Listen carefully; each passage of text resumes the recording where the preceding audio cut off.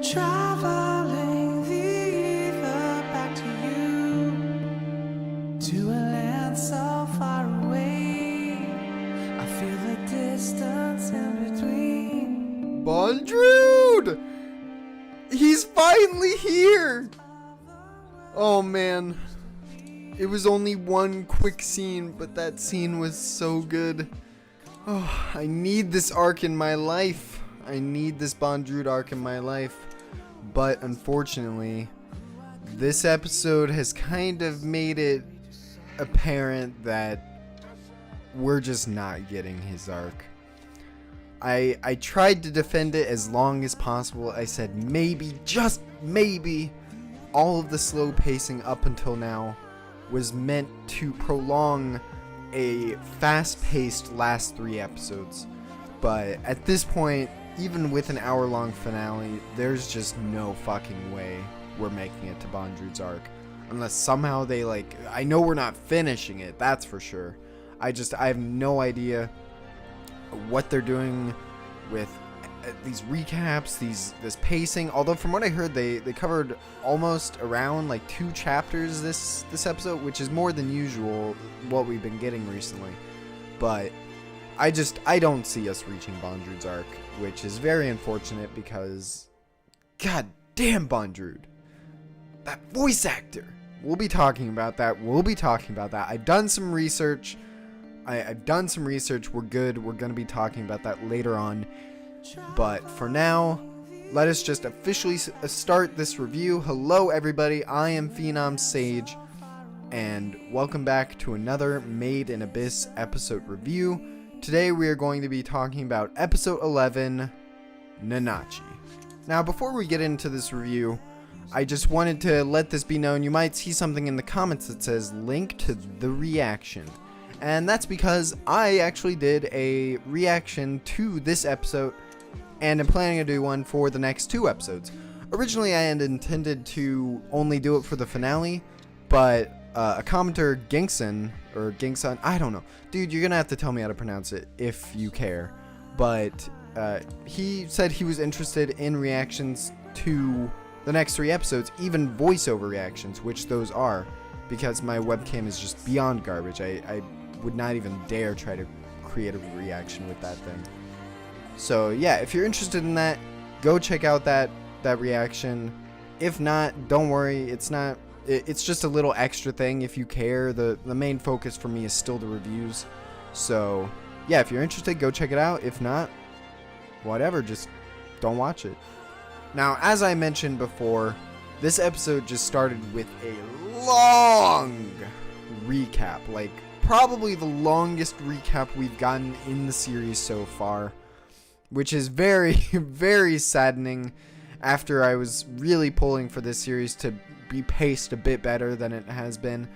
Although, the pacing, these past few episodes, I'm not trying to shit on the pacing. The pacing, as far as, how the episodes feel, have been fine. I haven't really had any feeling where it's been oh, get this going already. It's mostly just my deep desire to get to this Bondrewd arc. But it's looking like I'm going to have to read that anyways. So at this point, I think we should all just accept we're not getting past Nanachi's arc. It's done. This is going to end on Nanachi's arc. End of story. If we manage to get to Bondrewd's arc somehow, I don't know how, but if we do, that would be amazing. But I just doubt it.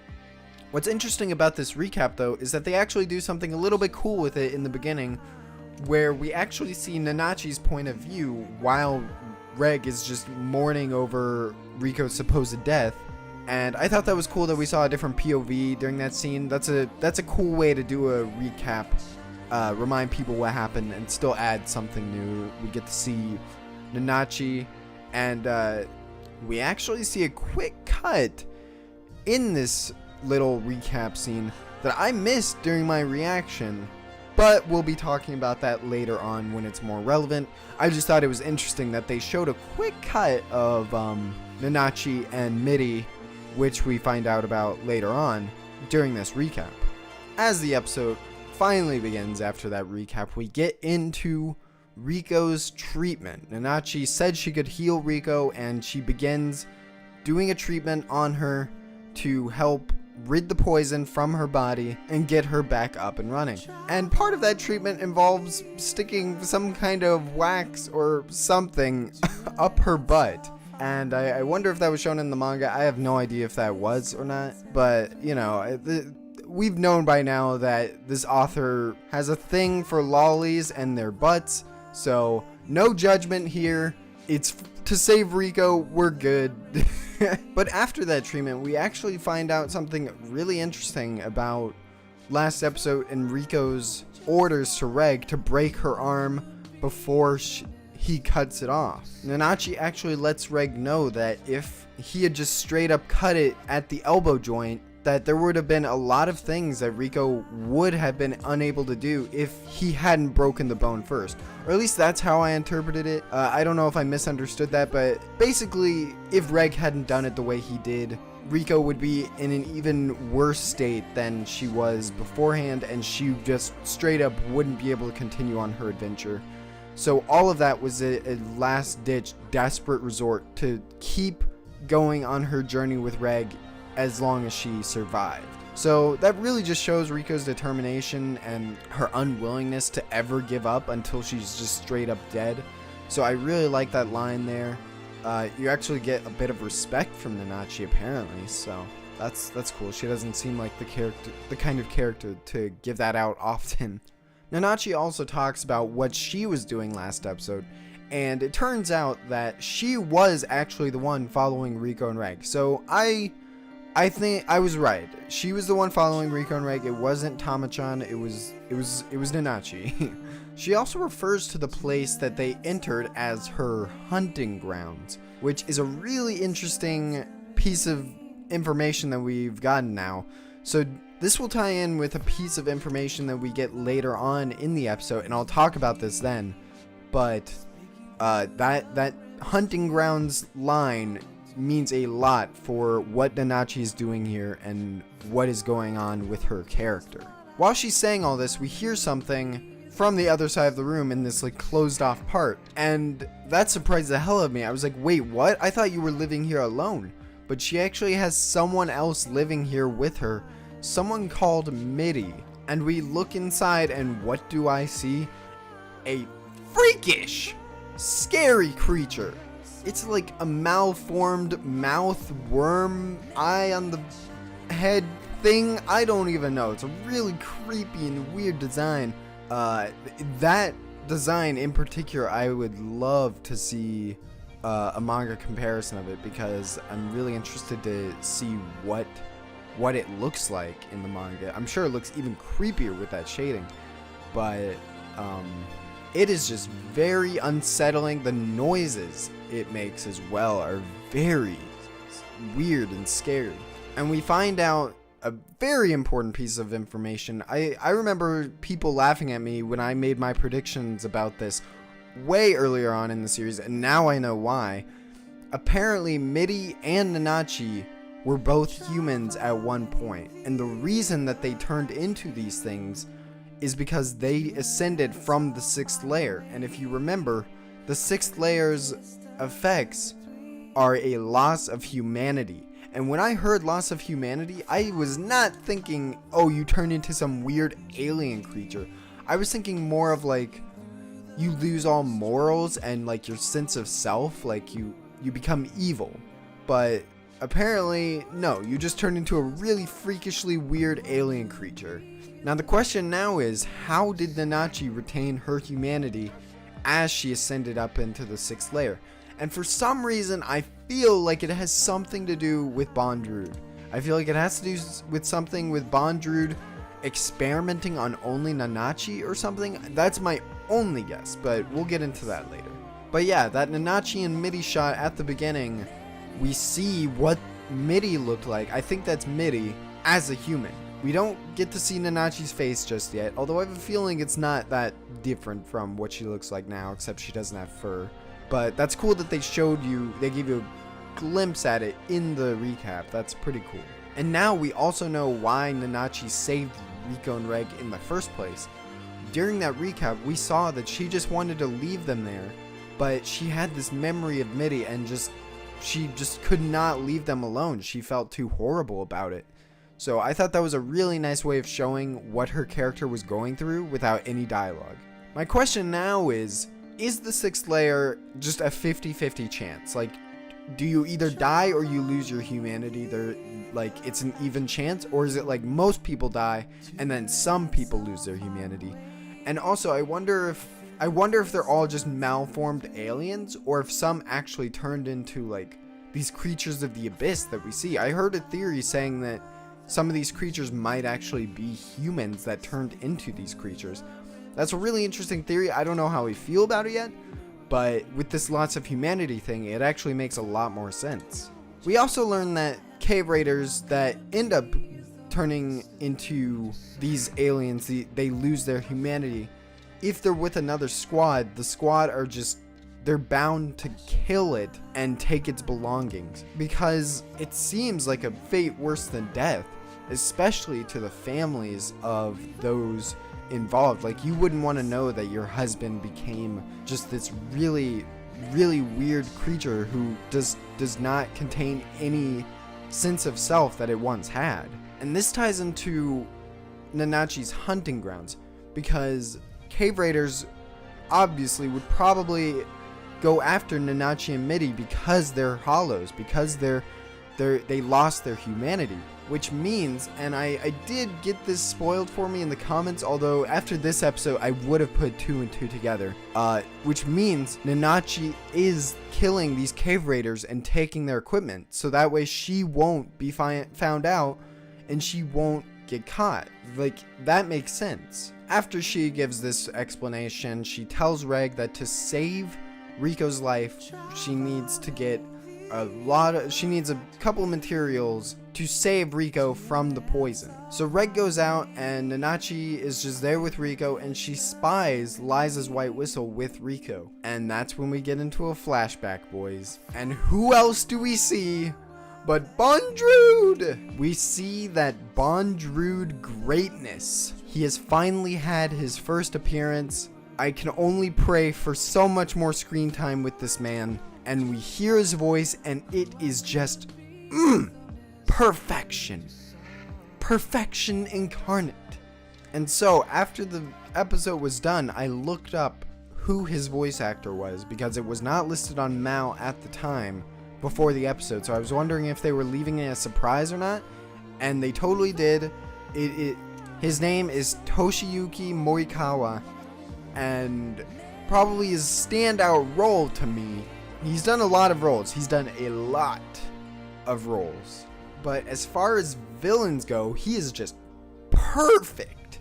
You may know him as Boros from One Punch Man, or you may also know him as Enel from One Piece. And hearing him in action is just perfect. He sounds amazing. It fits his character, from what I've heard, so perfectly. Like, he has just this soft, but you can hear almost the menace in his voice. You can hear it. It is just, it's perfection. It's perfection in voice casting. I'm sorry. During this flashback, we actually get a line from him that's talking about some kind of cartridge that Nanachi got for him. I have no idea what any of this means, but it does show that Nanachi and Bondrewd at one point had a connection to each other, and they seemed like almost close to each other. So I wonder what's going on with this, and what is their connection? What is their history? I wonder if that's going to be something we find out this season, or if it's only something I'll find out by reading Bondrewd's arc. But I cannot wait. God, I love this man so much, and I haven't even seen more than 2 seconds of screen time of him. God. We cut back to Reg hunting for the materials that he needs for Nanachi to save Rico, and we get a nice little montage here. I don't think they needed to spend more time on this than they did, which is nice. But we see this cool creature that was in the title card called, I forget the name, it's some kind of bear, but the cool part about it is that it has these mushrooms growing on its back that, one, Reg needs to save Rico, but just in a normal situation, those mushrooms are there and help keep the bear thing alive. And all while this is going on, we have that glorious Penkin track in the background. I feel like I have to mention Penkin every single episode because his work on this episode especially was just mind-blowingly good. All those tracks. I need this OST in my life. Apparently it comes out on the 27th, so I cannot wait for that. As Reg enters Nanachi's home yet again with the materials we need. First of all, we find out that Nanachi only needed the mushrooms that were growing on the Shroom Bear's back. She did not need anything else. She just wanted it for food, which is just so appropriate to what I think Nanachi's character is. So I like that scene a lot. And it turns out that during that whole blood scene with Rico last episode, she was also peeing blood, which I was wondering if that was occurring. But I didn't mention it, but I did wonder about that, so I'm glad they addressed that in that episode.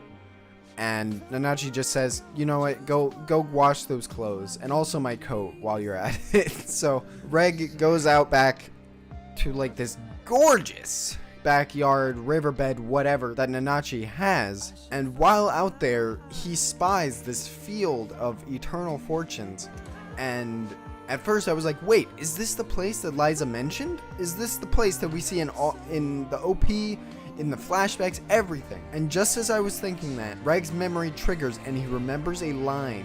He remembers his own voice saying, "I'll be going now, Liza. Do you know what this means?" My theories have all been confirmed. I wonder how many manga readers were biting their tongue as I made these theories, because oh my god, this confirms Liza sent Reg up to get Rico. She is down there with Reg's race, and she sent Reg up to get Rico. Now, my only questions now are, why did she send Reg, a boy, compared to probably the more experienced adults down there? And 2, why are you bringing Rico down to you at all? Is Liza that selfish that she'd bring Rico down? Because she said herself that she wants Rico to make her own choice. Maybe she had a feeling that Rico was going to come down to her eventually anyways, and she wanted to send Reg up to help her along that journey. Either way, this is a huge plot revelation, and I'm so glad nobody spoiled it for me. Thank you. Thank you so much for not spoiling this for me. This was like huge for me. It's great to know that my theories ended up becoming true. Now at this point, we're just going to be waiting for more information on that flashback. During that same scene, we also see the necklace all the way back from episode 1 that we had never seen up to this point. Now, I had actually rewatched episode 1 a bit back, like a few weeks ago, and I remembered seeing that necklace again, and I'm wondering, whatever happened to that? Rico found that, and then nothing ever came of that. Nobody ever mentioned it again. And I knew, in the back of my mind, I never mentioned it in any review, but I knew that that would be important later on. And here we are, but I have no idea what it could be or what it could be used for.